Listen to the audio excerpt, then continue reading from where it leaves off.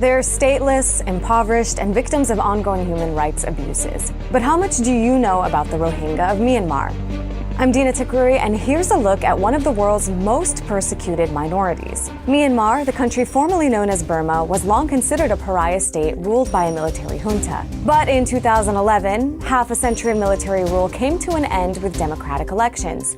But democracy hasn't brought universal freedom to all the people of Myanmar.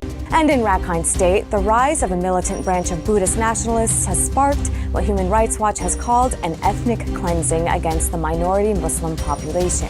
Myanmar is at a geographic crossroad between China and India. It also shares borders with Bangladesh, Laos, and Thailand, which means it has long been ethnically diverse. In fact, the country recognizes 134 ethnic groups, but refuses to consider the 1.3 million Rohingya one of them, even though they've lived in Myanmar for centuries and call it their homeland. In 1982, a law was passed that denied them citizenship formally. They can't travel or get married without permission, they can't own land, and some of them are forbidden from having more than 2 children. Recently, in 2014, they were excluded from the country's first census in 30 years. To the majority of the country, they're merely squatters who illegally immigrated from Bangladesh. Over the past 2 years, long-simmering tensions erupted, with Rohingya coming under attack by mobs of Buddhist nationalists who claim that they are protecting the country against a Muslim invasion.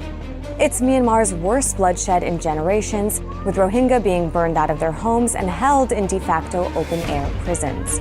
Hundreds have died in various massacres. Fearful for their lives, several 100,000 Rohingya have had no choice but to flee. Here's how one Rohingya refugee who fled Myanmar described it.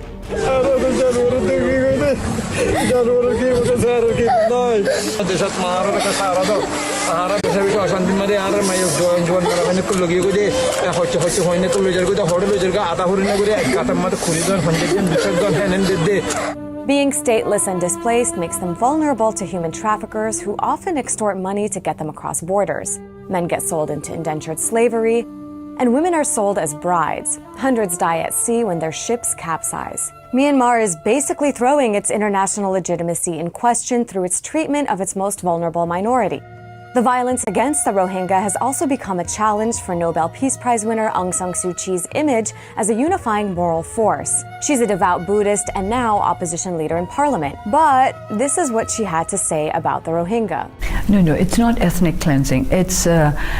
It's a new problem, and yet it's linked to old problems as well. So now that you know a bit more about the Rohingya people's plight, how do you think the international community should act?